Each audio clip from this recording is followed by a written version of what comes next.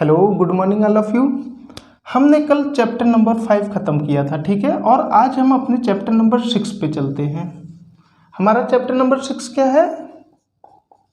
प्राकृतिक वनस्पति एवं वन्य जीव, ठीक है।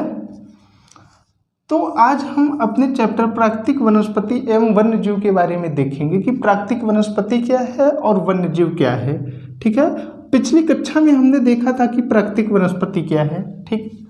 और आज हम अपने इस कक्षा में उसको और भी अच्छे तरीके से देखेंगे, ठीक है। तो आओ देखते हैं प्राकृतिक वनस्पति क्या है। और अपने क्लास में आज आगे बढ़ने से पहले हम कुछ चीज़ देखते हैं। देखो, अभी यहाँ पर एनसीईआरटी जियोग्राफी की सीरीज चल रही है, ठीक है। और आप लोगों का रिस्पांस बहुत बढ़िया है, और जिस हिसाब से आप लोग रिस्पांस दिए हैं, अब हमारी भी जिम्मेदारी बनती है कि आप लोगों को कुछ एक्स्ट्रा क्लासेस दी जाए, ठीक है। तो इसी को मद्देनजर रखते हुए, ठीक है, इसको ध्यान में रखते हुए आप लोगों के लिए हिस्ट्री की क्लासेस जल्दी आने वाली हैं, बायोलॉजी की भी क्लासेस जल्दी आने वाली हैं, ठीक है।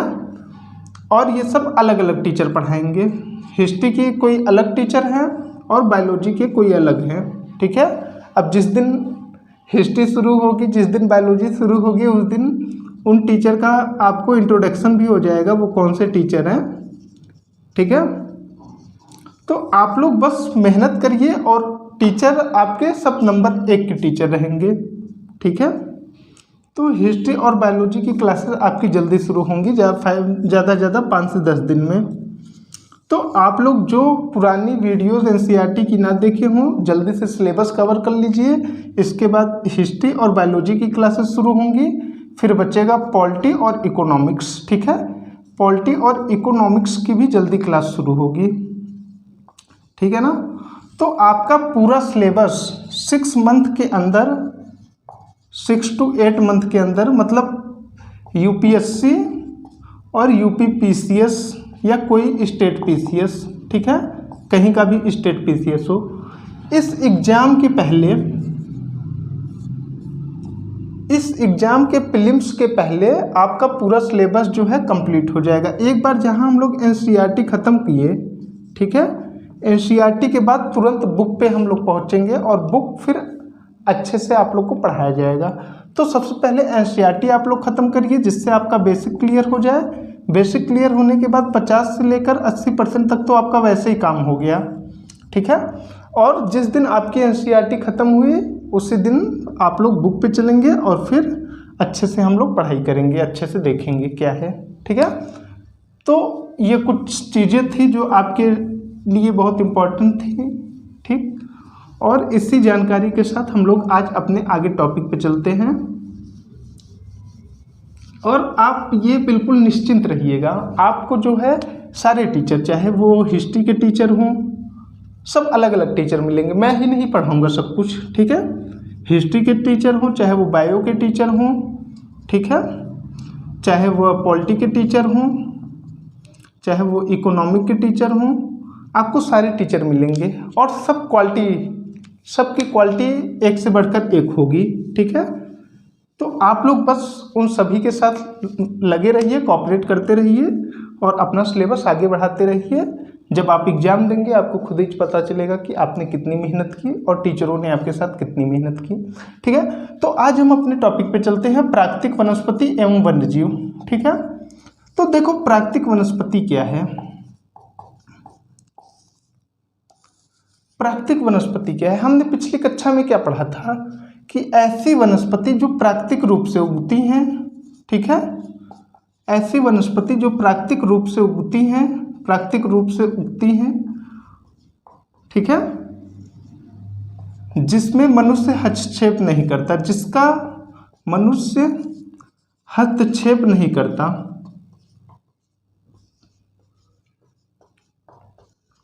ठीक है ना। प्राकृतिक वनस्पतियां वो वनस्पतियां होती हैं जो प्राकृतिक रूप से उगती हैं, अपने आप उगती हैं, कोई इसको उगाता नहीं है, ठीक है। और मनुष्य जो है इससे दूर होता है, मनुष्य का इस पर कोई हस्तक्षेप नहीं होता, ठीक। उस वनस्पति को प्राकृतिक वनस्पति कहते हैं। इतनी बात आई आपको समझ में।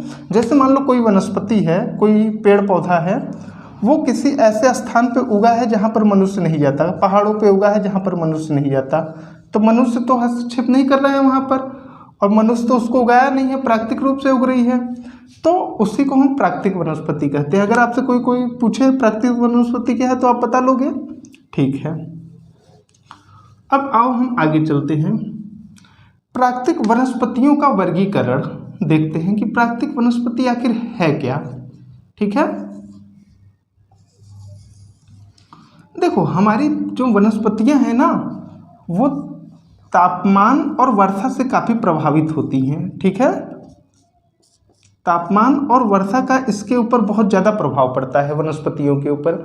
जहाँ का तापमान कम होगा वहाँ पर भिन्न प्रकार की वनस्पतियाँ उगेंगी, जहाँ का तापमान अधिक होगा वहाँ पर किसी और प्रकार की वनस्पतियाँ उगेंगी, जहाँ पर वर्षा अधिक होगी वहाँ पर दूसरी प्रकार की वनस्पतियाँ उगेंगी, जहाँ पर वर्षा कम होगी वहाँ पर दूसरी प्रकार की वनस्पतियाँ उगेंगी, ठीक है। तो तापमान और वर्षा ये दो ऐसे फैक्टर हैं,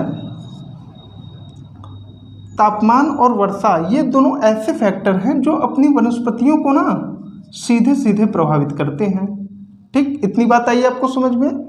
तो वर्गीकरण करने से पहले, प्राकृतिक वनस्पतियों का हम वर्गीकरण करने से पहले इन चीज़ों को ध्यान में रखेंगे, ठीक है। तापमान और वर्षा, अभी आप देखेंगे जब हम वर्गीकरण करेंगे देखेंगे कैसे तापमान बदल रहा है और कैसे वर्षा बदल रही है, तो कैसे ये वनस्पतियां भी बदल जा रही हैं, कैसे भिन्न प्रकार की वनस्पतियां पाई जा रही हैं, ठीक है। तो आप इसको ध्यान में रखिएगा, तापमान और वर्षा जो है प्रमुख कारण है वनस्पतियों के बदलाव के लिए, ठीक है। तो हम प्राकृतिक वनस्पतियों के बारे में पिछली कक्षा में तो पढ़े थे, लेकिन बहुत थोड़ा सा पढ़े थे। आओ आज उसको हम थोड़ा और अच्छे से देखते हैं। इसीलिए मैं आप लोगों को बोलता हूँ कि पहले आप लोग पिछली कक्षाओं को तो देखिए, क्योंकि हम लोग बेसिक से हाई लेवल चल रहे हैं, ठीक है। बेसिक से हाई की ओर बढ़ रहे हैं, और जैसे जैसे हमारा क्लास बढ़ रहा है वैसे वैसे हमारा लेवल भी बढ़ता जा रहा है। आप अगर डायरेक्ट 9th की देखोगे, 10th की देखोगे, 11th की देखोगे, बुक पढ़ोगे तो आपको समझ में नहीं आएगा। इसलिए आप 6 से शुरू करिए, ठीक है, बेसिक से शुरू करिए। जब तक आप बेसिक से नहीं पढ़ोगे तब तक आप पढ़ोगे भी तो भूल जाओगे, ठीक है। तो देखो प्राकृतिक वनस्पतियां हम देखते हैं, इसका वर्गीकरण देखते हैं। देखो वनस्पतियां ना कई प्रकार की होती हैं, ठीक है। तो वनस्पतियों में सबसे पहले वनों को हम देखते हैं, ठीक है, घास स्थल, ठीक है, और तीसरा क्या होता है, कटीली झाड़ियां,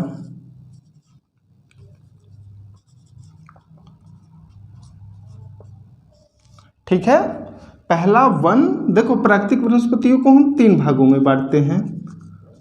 देखो पहला वन, दूसरा घास स्थल, घास स्थल को भी प्राकृतिक वनस्पतियों का ही अंग माना जाता है। तीसरी जो कटीली झाड़ियाँ होती हैं इसको भी प्राकृतिक वनस्पतियों में ही माना जाता है।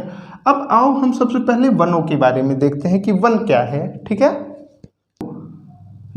वन वो होता है जो वृक्षों के लिए, ठीक है,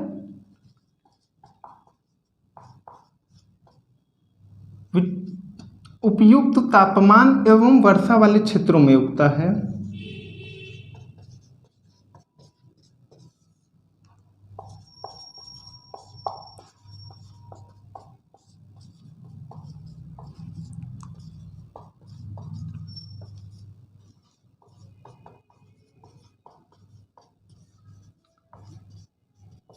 वन क्या है, वन ऐसे क्षेत्रों में उगता है जहां पर तापमान उपयुक्त होता है और वर्षा भी उपयुक्त होती है, मतलब वर्षा और तापमान दोनों प्रचुर मात्रा में होती है। तो ऐसे क्षेत्रों पे जो वृक्ष उगते हैं उसको हम वन कहते हैं, ठीक है। और घास स्थल क्या होता है, ये मध्यम वर्षा वाले क्षेत्रों में उगते हैं, ठीक, मध्यम वर्षा वाले क्षेत्रों में। देखो जहाँ पर अधिक तापमान होता है, ठीक है, और अधिक वर्षा होती है, ठीक, वो जो क्षेत्र होते हैं दोनों का होना आवश्यक है। ऐसा नहीं कि केवल तापमान ही हो वर्षा ना हो, ठीक है। तो जहाँ पर उपयुक्त तापमान होता है, उपयुक्त वर्षा होती है, ऐसे क्षेत्रों में जो वृक्ष उगते हैं उसको हम वन कहते हैं। लेकिन जहाँ पर मध्यम वर्षा होती है, ठीक है, ना तो बहुत ज़्यादा वर्षा होती है ना तो बहुत कम वर्षा होती है, जहाँ पर मध्यम वर्षा होती है ऐसे क्षेत्रों में जो वृक्ष उगते हैं उसको हम क्या कहते हैं, घास स्थल कहते हैं, ठीक है। और शुष्क क्षेत्र,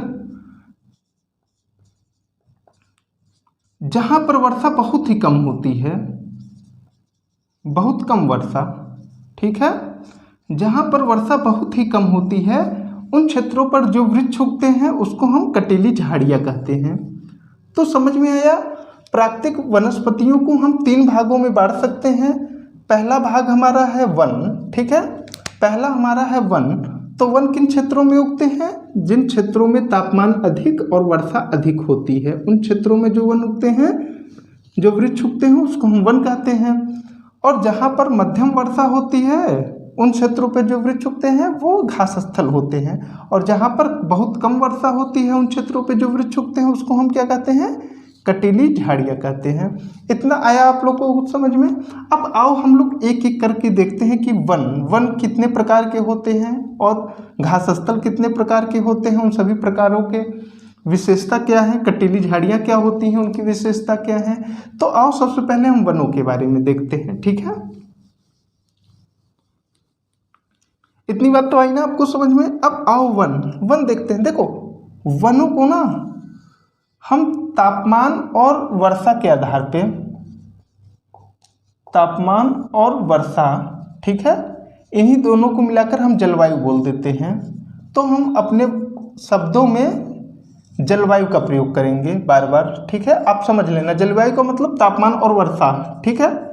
और भी कई सारे फैक्टर आते हैं लेकिन अभी आप तापमान और वर्षा के बारे में देखो। तो देखो जलवायु और वर्षा के अनुसार जो है वनों में बदलाव आता है। तो सबसे पहला हमारा वन क्या है, वन जो है कई प्रकार के होते हैं।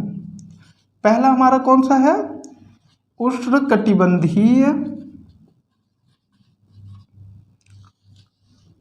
सदाबहार वन।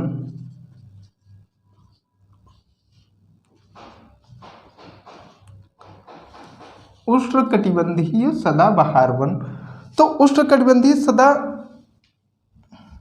उष्णकटिबंधीय सदाबहार वनों के बारे में हम क्या जानते हैं, बताइए आप थोड़ा।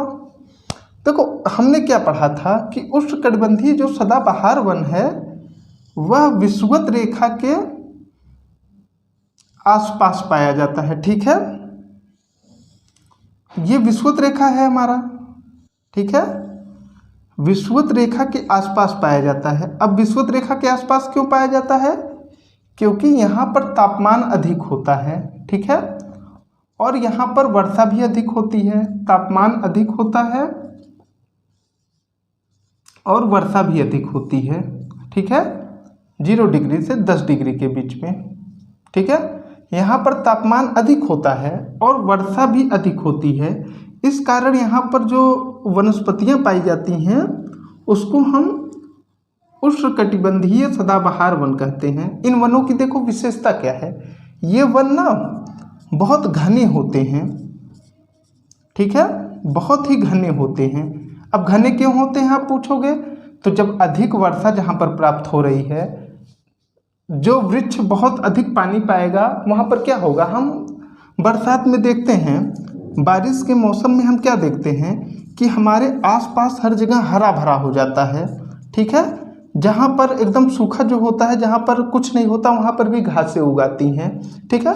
अब जब वर्षा अधिक होगी तो ये बहुत ही घने हो जाते हैं, ठीक है। यहाँ पर वृक्ष बहुत नज़दीक होते हैं, ठीक है, एक दूसरे से बहुत नज़दीक वृक्ष होते हैं, इसीलिए ये वन जो है बहुत घने होते हैं, ठीक है। इस वनों के इतने घने होने की वजह से यहाँ पर सूर्य का प्रकाश भी ढंग से नहीं पहुँच पाता, ठीक है। सूर्य का जो प्रकाश होता है जमीनों पर यहाँ पर नहीं पहुँच पाता अच्छे से, आप समझ रहे हो ना। उष्णकटिबंधीय वन क्या है, उष्णकटिबंधीय वन ऐसे क्षेत्रों में पाए जाते हैं जहाँ पर तापमान और वर्षा अधिक प्राप्त होती है। वो कौन से क्षेत्र हैं, विषुवत रेखा के 10 डिग्री ऊपर 10 डिग्री नीचे तक विषुवत रेखीय क्षेत्रों में जो है इस प्रकार के वन पाए जाते हैं। और अगर इनकी कोई विशेषता पूछे, ठीक है, तो ये बहुत घने होते हैं, इतने घने होते हैं कि सूर्य का प्रकाश जमीन तक नहीं पहुंच पाता। ठीक है, इतने घने होते हैं कि सूर्य का प्रकाश जमीन तक नहीं पहुंच पाता। दूसरा, इसमें ना कई प्रकार की वनस्पतियां पाई जाती हैं, कई प्रकार की प्रजातियां पाई जाती हैं।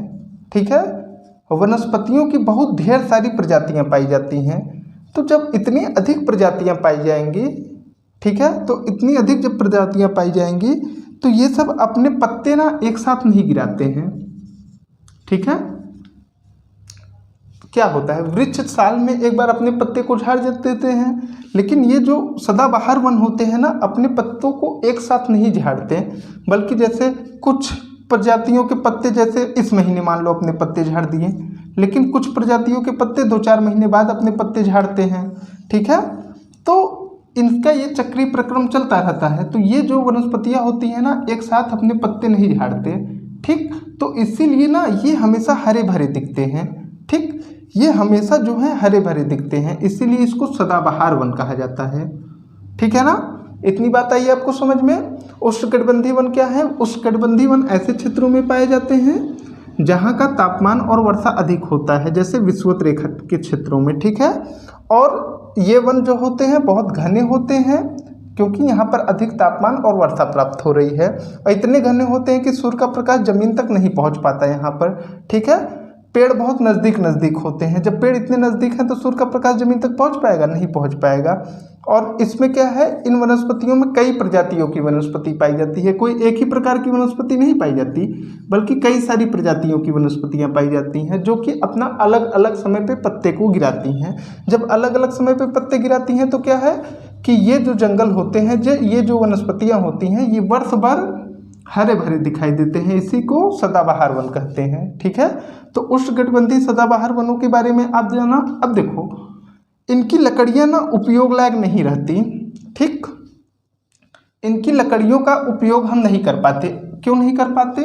अगर इसका उपयोग पूछे, उपयोग, इनकी लकड़ियों का हम उपयोग नहीं कर पाते, ऐसा क्यों है? आप में से कोई बताएगा? कोई सोच के बताओ।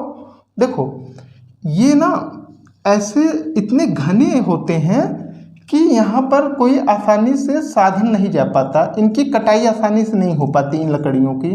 ठीक है, इन लकड़ियों की जब कटाई आसानी से नहीं हो पाती तो हम इसको कैसे उपयोग में ले पाएंगे? नहीं ले पाएंगे। ठीक है, तो ये जो है हमारे लिए बहुत कम ही उपयोगी हैं, हम इनका उपयोग अधिक नहीं कर पाते। और यहाँ पर कौन कौन से जानवर पाए जाते हैं? अब आप बताओ, अगर इतना घना है, देखो कॉन्सेप्ट के अनुसार समझोगे ना, हर चीज़ आपको समझ में आएगी, रटने की कोई ज़रूरत नहीं है, केवल सीधे रिलेट करते जाओ। जहाँ पर बारिश अधिक हो रही है वहाँ पर क्या है कि वहाँ पर घने वृक्ष पाए जा रहे हैं। जब बहुत घने अधिक वृक्ष हैं तो क्या है, सूर्य का प्रकाश ऑलरेडी वहाँ जमीन तक नहीं पहुँच पाएगा। और जब बहुत अधिक बारिश हो रही है तो कई सारी प्रजातियां भी वहाँ पर पाई जाएंगी वनस्पतियों की। जब कई सारी प्रजातियां पाई जाएंगी तो वो अलग अलग समय पे अपने पत्ते गिराएंगे, जिससे ये हमेशा हरे भरे दिखाई देंगे, जिससे सदाबहार वन कहेंगे। ठीक है, और उसके बाद क्या है कि ये उपयोग लायक नहीं हो सकती, क्योंकि इतने ये सघन हैं, इतने घने हैं कि यहाँ पर कटाई छटाई आसानी से नहीं हो सकती। इन लकड़ियों की जो है एक स्थान से दूसरे स्थान पर इसको आसानी से नहीं ले जाया जा सकता। ठीक है, तो इसलिए ये बहुत अधिक उपयोगी भी नहीं है। अब यहाँ पर जानवर कौन कौन से पाए जाएंगे? आप थोड़ा सोचिए, यहाँ पर कोई बड़े जानवर पाए जाएंगे? यहाँ पर कोई बड़े जानवर पाए जाएंगे? बड़े जानवर यहाँ पर नहीं पाए जाएंगे। क्यों? क्योंकि ये इतने सघन हैं, इतने सघन है तो बड़े जानवरों को तो बहुत काफ़ी स्थान चाहिए ना आने जाने के लिए, तो बड़े जानवर यहाँ पर नहीं पाए जाते। यहाँ पर कीड़े मकोड़े, छोटे छोटे जानवर पाए जाते हैं, जैसे कीड़े मकोड़े हो गए। ठीक है, और इतना घना जब पेड़ है तो पेड़ों पर रहने वाले जानवर पाए जाएंगे, जैसे बंदर वगैरह हो गया, पक्षियों की प्रजातियाँ हो गई कई सारी। तो यहाँ पर ऐसे जानवर पाए जाएंगे, बड़े बड़े जानवर नहीं पाए जाएंगे। ठीक है, तो इतनी बात आई कि आपको समझ में। अब आओ हम अपने आगे चलते हैं दूसरे पे। ठीक, अब उष्णकटिबंधीय सदाबहार वन के बारे में कोई आपसे पूछे तो आप लोग बता लोगे? ठीक है, अब आगे आओ चलते हैं। अब दूसरी वनस्पति हम देखते हैं कौन सी? उष्णकटिबंधीय पर्णपाती वन, ठीक है, उष्णकटिबंधीय पर्णपाती वन। तो अब देखो उष्णकटिबंधीय पर्णपाती वन क्या है, ऐसे क्षेत्र जहां पर वर्षा कम होती है, ठीक है, वहां पर क्या है, सदाबहार वन में क्या थी, वर्षा बहुत अधिक होती थी, बहुत अधिक होती थी यहाँ पर। लेकिन उष्णकटिबंधीय क्षेत्रों में क्या है, वर्षा थोड़ा कम होती है, ठीक है। अब जब वर्षा कम होगी तो यहाँ की वनों की विशेषता क्या होगी, यहाँ पर वन थोड़ा दूर दूर उगेंगे, ठीक है, यहाँ पर वन दूर दूर उगेंगे। इतनी बात आई आपको समझ में। तो उष्णकटिबंधीय पर्णपाती वन वो होते हैं जहाँ पर वर्षा कम होती है और तापमान तो अधिक होता ही है। तापमान क्योंकि कौन से क्षेत्रों में पाई जा रही हैं, उष्ण क्षेत्रों में पाई जा रही हैं, तो तापमान तो अधिक होगा ही, लेकिन यहाँ पर वर्षा कम पाई जा रही है, ठीक है। तो वर्षा कम पाए जाने की वजह से थोड़ा यहाँ पर जो है वृक्ष थोड़ा दूर दूर उगते हैं, ठीक है। वहाँ पर क्या था, वृक्ष एकदम पास पास उग रहे थे, लेकिन यहाँ पर क्या है, वृक्ष थोड़ा दूर दूर उगते हैं। जब वृक्ष थोड़ा दूर दूर उगेंगे तो क्या है, इसका उपयोग किया जा सकता है। आप समझ रहे हो, इसका उपयोग किया जाता है। तो ये वृक्ष ना काफ़ी उपयोगी होते हैं, इसका फर्नीचर बनाने में उपयोग होता है, ठीक है। इसकी लकड़ी को कास्ट बोलते हैं, इसकी जो कास्ट होती है वो बहुत ही कठोर होती है, ठीक है, इसकी लकड़ी बहुत ही कठोर होती है, ठीक। तो इसका उपयोग हम फर्नीचर बनाने में कर सकते हैं, लकड़ी के कई सारे सामान खेल खिलौने बनाने में करते हैं, ठीक है। तो इसका उपयोग कई जगह होता है, आप लोग इसका उपयोग जहाँ जहाँ होता है उसकी एक लिस्ट बनाइए, ठीक है, ये वर्क है आप लोगों का। तो उष्णकटिबंधीय पर्णपाती वनों के बारे में हम देखें, और यहाँ पर जानवर कैसे पाए जाएंगे, जानवर कौन कौन से पाए जाएंगे। अब अपने यहाँ उष्णकटिबंधीय पर्णपाती वन पाए जाते हैं, तो अपने यहाँ कौन से जानवर पाए जाते हैं, आप बताइए, बताइए आप। यहाँ पर हिरन पाया जाएगा, चीता पाया जाएगा, भेड़ बकरी, ठीक है। और इसमें कौन से पेड़ पौधे पाए जाएंगे, अपने यहाँ कौन से पेड़ पौधे पाए जाते हैं, नीम, महुआ, आम, यही सब पेड़ पौधे पाए जाते हैं ना अपने यहाँ। तो नीम, महुआ, आम, ये सब पेड़ पौधे पाए जाते हैं। जबकि सदाबहार में कौन से पेड़ पौधे पाए जाते हैं, रोजवुड, आबनूस, महोगनी, ठीक है। ये नाम आप लोग याद रखिएगा, रोजवुड, आबनूस, महोगनी, ठीक है। तो उष्णकटिबंधीय पर्णपाती वनों के बारे में खत्म हुआ। अब आओ हम आगे चलते हैं। तो शीतोष्ण सदाबहार वन, देखो यह किन क्षेत्रों में पाए जाते हैं, यह उच्च अक्षांशों पर पाए जाते हैं, ठीक है, उच्च अक्षांशों पर पाए जाते हैं, ठीक है। ये मान लो पृथ्वी है, ये विषुवत रेखा है, जैसे जैसे हम ऊपर बढ़ते हैं ये उच्च अक्षांश है, ठीक है। तो ये जो है ना उच्च अक्षांशों पे पाए जाते हैं, यहाँ पर पाए जाते हैं 50 से 70 डिग्री पे, ठीक है। तो ऐसे जो शीतोष्ण सदाबहार वन है ये उच्च अक्षांशों पे पाए जाते हैं। और महाद्वीपों के जो हमारे महाद्वीप हैं सातों, उसके दक्षिण पूर्वी भागों में पाए जाते हैं, ठीक है, दक्षिण पूर्वी भागों में पाए जाते हैं। तो ये पर कहाँ पर पाए जाते हैं, ये उच्च अक्षांशों पर महाद्वीपों के दक्षिण पूर्वी भागों पे। जैसे अमेरिका के दक्षिण पूर्व भाग पर, आप अमेरिका के दक्षिण पूर्व देखोगे, ये मान लो हमारा अमेरिका है, ठीक है, ये हमारा अमेरिका है, ये अमेरिका है, ठीक, ये पूरा अमेरिका है। तो अमेरिका, ये ऊपर कनाडा, नीचे अमेरिका, तो अमेरिका के ये पूर्व है, ये दक्षिण पूर्व है, तो इन क्षेत्रों में पाया जाएगा, ठीक है। दक्षिणी पूर्व चीन में, ठीक है, तो ये दक्षिण पूर्वी क्षेत्रों में पाया जाता है, उच्च अक्षांशों के दक्षिण पूर्वी क्षेत्रों में पाया जाता है। और यहाँ का तापमान क्या रहता है, यहाँ पर वर्षा क्या होती है, वर्षा ठीक ठाक होती है, ठीक है, वर्षा ठीक ठाक होती है। तो यहाँ पर पेड़ कौन कौन से पाए जाते हैं, यहाँ पर बाज पाया जाता है, चीड़ पाया जाता है, यूकेलिप्टस पाया जाता है, ठीक है। यूकेलिप्टस पाया जाता है। तो यहाँ पर ना जो यहाँ की लकड़ियाँ होती हैं, यहाँ की जो लकड़ियाँ होती हैं वो कठोर और मृदु दोनों प्रकार की होती हैं।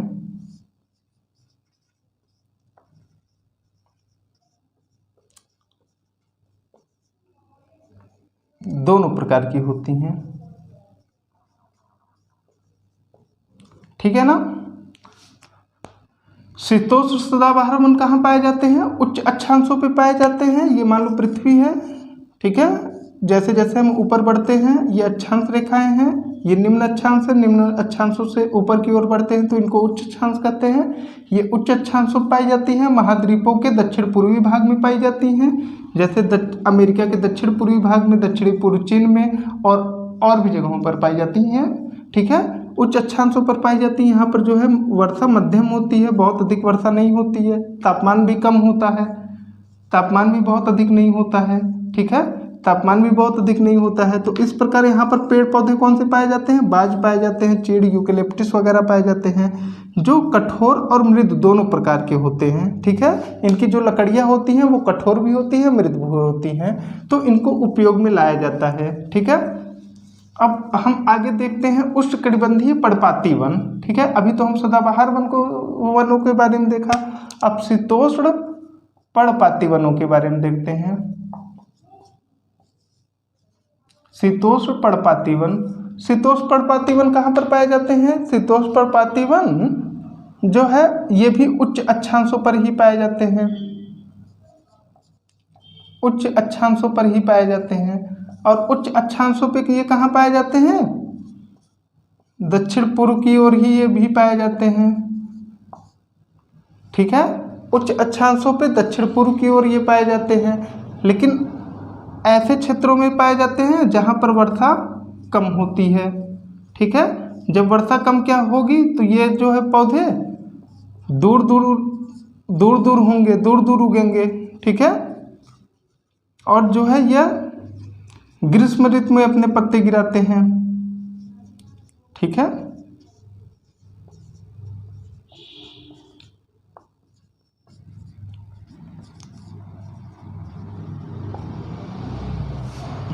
ये कब अपने पत्ते गिराते हैं? ग्रीष्म ऋतु में पत्ते गिराते हैं, ठीक है। शीतोष्ण पर्णपाती वन क्या है? उच्च अक्षांशों पे पाए जाते हैं और ये उत्तर पूर्वी ओर, ठीक है। शीतोष्ण जो सदाबहार वन थे वो दक्षिण पूर्व की ओर पाए जाते थे और यह जो है उत्तर पूर्व की ओर। ये महाद्वीपों के जो है महाद्वीप जो होते हैं, जितने भी महाद्वीप हैं, जैसे मान लो अमेरिका हो गया, अफ्रीका हो गया, ठीक है, उनके ये उत्तर की दिशा में पूर्व की ओर, जबकि सदाबहार वन दक्षिण पूर्व की ओर पाए जाते थे, ठीक है। तो ये वहाँ पर पाए जाते हैं। इनमें कौन को क्या क्या पाए जाते हैं? इनमें हिरन पाए जाते हैं जानवरों में, ठीक है। यहाँ पर कौन कौन से जानवर पाए जाते हैं? हिरण पाए जाते हैं, लोमड़ी पाई जाती है, ठीक है। इस प्रकार के जानवर पाए जाते हैं यहाँ पर। पेड़ पौधे में कौन कौन से पेड़ पौधे पाए जाते हैं? चीड़ पाए जाते हैं। तो पांचवा हमारा क्या है? पांचवा हमारा है भूमध्य सागरीय वनस्पति। भूमध्य सागरीय वनस्पति, देखो भूमध्य सागरीय वनस्पति कहाँ पाई जाती है? इसके नाम से ही क्लियर है, ठीक है, इसके नाम से ही हमको क्लियर है, भूमध्य रेखा के आसपास के क्षेत्रों में, ठीक है। ये हमारा भूमध्य सागर है, ठीक है। तो भूमध्य सागर के आसपास के क्षेत्रों में इस प्रकार की वनस्पतियां जो हैं पाई जाती हैं। अगर कोई आपसे पूछे कि भूमध्य सागरीय वनस्पतियां कहाँ पाई जाती हैं? भूमध्य सागर के आसपास के क्षेत्रों में ये वनस्पतियां पाई जाती हैं। और कुछ वनस्पतियां जो हैं भूमध्य सागर से दूर भी पाई जाती हैं, जैसे कि दक्षिणी अमेरिका में पाई जाती है, ऑस्ट्रेलिया में भी इस प्रकार की थोड़ी बहुत वनस्पतियां पाई जाती हैं, ठीक है। तो लेकिन मुख्यतः जो है अधिक मात्रा में ये भूमध्य सागर के आसपास पाई जाती हैं। यहाँ पर ऋतु कैसी होती है? यहाँ की जलवायु कैसी होती है? शुष्क ग्रीष्म होती है, शुष्क ग्रीष्म होती है और मृदु वर्षा होती है यहाँ पर, ठीक है। यहाँ की जलवायु शुष्क ग्रीष्म होती है, यहाँ वर्षा जो होती है मृदु होती है, मृदु वर्षा होती है, ठीक है। तो यहाँ पर किस प्रकार के पेड़ पौधे पाए जाते हैं? यहाँ पर जो है खट्टे प्रकार के, जो खट्टे पेड़ पौधे होते हैं ना, वो यहाँ पर पाए जाते हैं, जैसे नींबू, संतरा, अंगूर, ठीक है, इसी प्रकार के पेड़ पौधे पाए जाते हैं यहाँ पर। और जानवर किस प्रकार के पाए जाते हैं? यहाँ पर कई सारे पक्षियों की रंग बिरंगी प्रजातियाँ पाई जाती हैं, ठीक है, जिसमें तोता, मैना आदि पक्षियों की कई सारी प्रजातियाँ पाई जाती हैं, बंदरों की कई सारी प्रजातियाँ पाई जाती हैं, ठीक है। तो भूमध्य सागरीय वनस्पतियों के बारे में आपने समझा। अब आओ आगे हम देखते हैं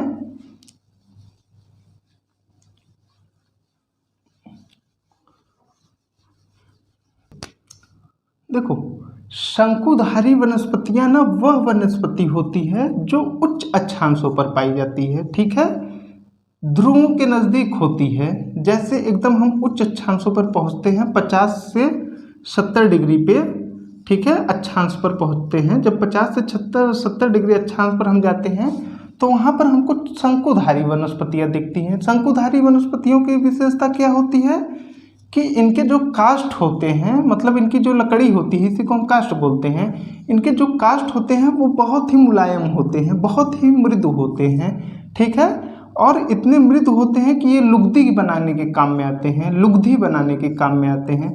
लुगदी क्या होती है? जिससे हम अखबार बनाते हैं, ठीक है, कागज बनाते हैं। तो इसका ना व्यावसायिक उपयोग बहुत अधिक मात्रा में होती है शंकुधारी वनों की, ठीक है। ये उच्च अक्षांशों पे पाए जाते हैं। यहाँ का तापमान क्या होता है? कम होता है, ठीक है। वर्षा भी क्या होती है?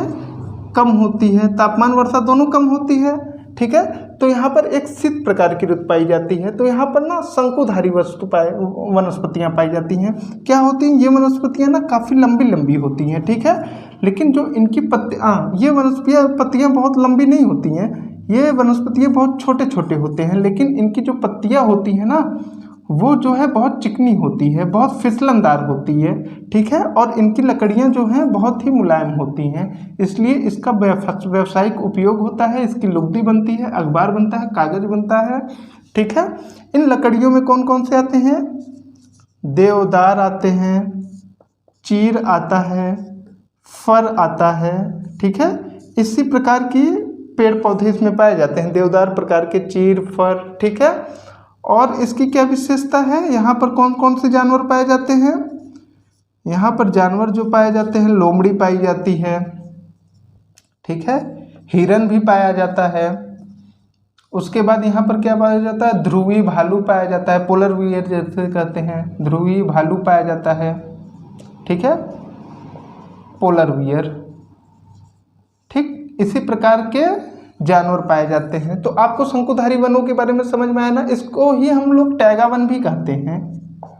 टैगा वन, अगर कोई आपसे पूछे टैगा वन क्या है या शंकुधारी वन क्या है, तो टैगा वन ऐसे वन है जो 50 से 70 डिग्री अक्षांशों पर, उच्च अक्षांश पर पाए जाते हैं, जहाँ का तापमान और वर्षा दोनों कम होता है, ठीक है। इसीलिए यहाँ की जो लकड़ियाँ होती हैं वो बहुत ही मुलायम होती हैं, यहाँ के वृक्षों की लकड़ियाँ, ठीक है, और मुलायम होने की वजह से इसका काफ़ी उपयोग होता है लुगदी बनाने में, अखबार बनाने में, कागज बनाने में, ठीक है।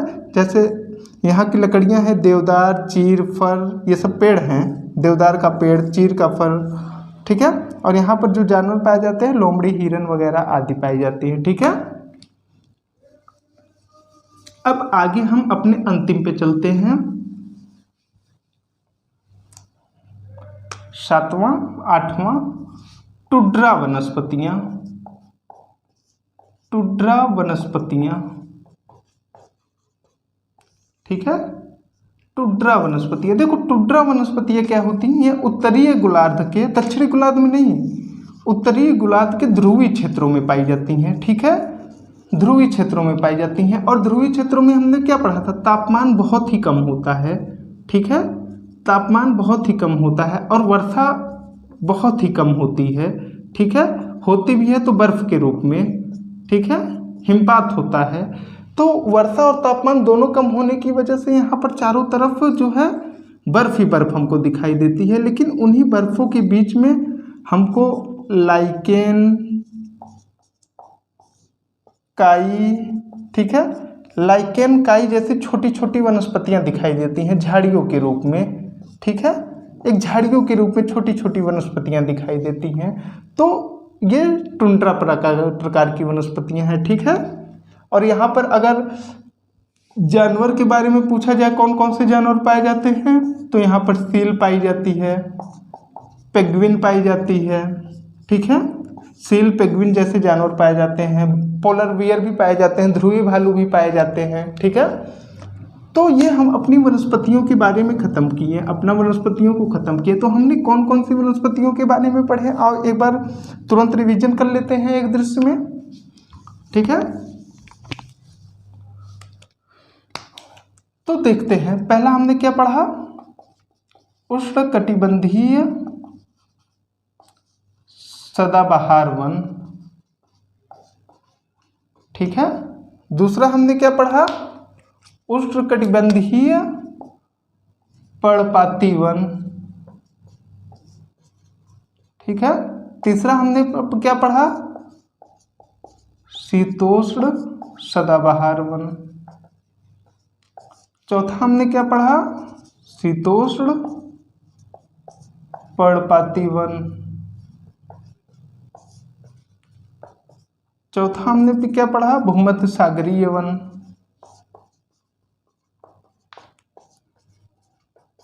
पांचवा हमने क्या पढ़ा, टैगा वन। छठा हमने क्या पढ़ा, टुंड्रा वनस्पतियां, ठीक है। अब इन सभी के बारे में हमने देखा, ठीक। देखो, सदाबहार जो वन थे ये दक्षिण पूर्व महाद्वीपों के दक्षिण पूर्व में पाए जाते थे, जबकि ये उत्तर पूर्व में, ये चीज़ें आप याद रखना, ठीक है। उत्तर पूर्व दक्षिण पूर्व में कंफ्यूज मत होना। जितने महाद्वीप हैं पर्णपाती वन उत्तर पूर्वी क्षेत्रों में पाए जाते हैं महाद्वीपों के, और जो ये वन है ये दक्षिण पूर्वी क्षेत्रों में पाए जाते हैं, ठीक है। और इनकी इसमें कौन कौन से जानवर पाए जाते हैं, कौन कौन से पेड़ पौधे पाए जाते हैं, वो हमने पढ़ा। अब आगे हम अपना दूसरा देखते हैं। यहाँ पर हमारा वन खत्म हुआ। हमने वनस्पतियों के वर्गीकरण में 3 पढ़ा था, पहला वन, दूसरा क्या था, घास स्थल, ठीक है, और तीसरा कटीली झाड़ियाँ, ठीक है, कटीली झाड़ियाँ। अब दूसरा हम घास स्थल के बारे में देखते हैं, ठीक है।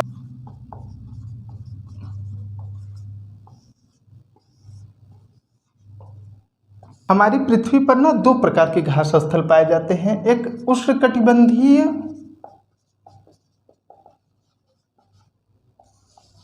और एक शीतोष्णकटिबंधीय,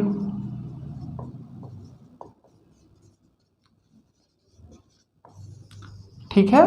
तो पृथ्वी पर कौन से प्रकार के, 2 प्रकार के घास स्थल पाए जाते हैं, ठीक। पहला उष्णकटिबंधीय घास स्थल, पहला उष्णकटिबंधीय घास स्थल, दूसरा शीतोष्णकटिबंधीय घास स्थल। तो देखो, उष्णकटिबंधीय घास स्थल उन क्षेत्रों पे पाए जाते हैं जहां पर मध्यम वर्षा होती है, ठीक है। उष्णकटिबंधीय घास स्थल उन क्षेत्रों में पाए जाते हैं जहां पर मध्यम वर्षा होती है, जबकि शीतोष्णकटिबंधीय घास स्थल वहां पर पाए जाते हैं जहां पर कम वर्षा होती है, ठीक है, जहां पर कम वर्षा होती है। इन घासों की, यहाँ पर इन घासों की क्या विशेषता है, इन घासों की क्या विशेषता है, यह जो है 3 से 5 मीटर लंबे होते हैं, ठीक है, यह 3 से 5 मीटर लंबे होते हैं, जबकि यह क्या होते हैं, यह छोटे छोटे होते हैं, ठीक है, लेकिन पौष्टिक होते हैं, यह काफ़ी पौष्टिक होते हैं, ठीक है, जबकि ये उतने अधिक पौष्टिक नहीं होते हैं, ठीक। पौष्टिक मतलब पुष्टाहार, मतलब इसमें विटामिन मिनरल्स कितने हैं, ठीक है। तो ये उष्णकटिबंधीय घास कम पौष्टिक होते हैं, वो अधिक पौष्टिक होते हैं, ठीक है। ये छोटे छोटे होते हैं, लेकिन ये 3 से 5 मीटर लंबे हो सकते हैं, ठीक है।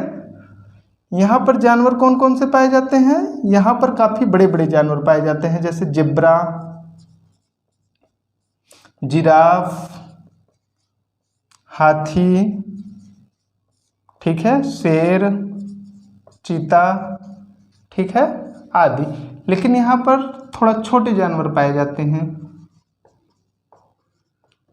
ठीक। छोटे जानवर पाए जाते हैं। और ये किन क्षेत्रों में पाई जाती हैं? जहाँ के जलवायु उष्णकटिबंध है, मतलब कर्क और मकर रेखा के बीच। ठीक है, कर्क और मकर रेखा के बीच। ये मान लो पृथ्वी है, ये विषुवत रेखा है, ये कर्क रेखा है, ये मकर रेखा है, नॉर्थ साउथ 0 डिग्री। तो इन्हीं के बीचों में ये जो घासें हैं पाई जाती हैं। जैसे अफ्रीका का सवाना घास, अफ्रीका का जो है सवाना घास का मैदान वो उष्णकटिबंधीय प्रकार का है। ठीक है, सवाना घास मैदान। ठीक, तो उष्णकटिबंधीय घास मैदान और शीतोष्णकटिबंधीय घास मैदानों के बारे में आपको समझ में आया। तो ये 2 प्रकार के होते हैं घास मैदान। ठीक है ना। अब आगे हम चलते हैं तीसरे पे, अपने कटीली झाड़ियों पे।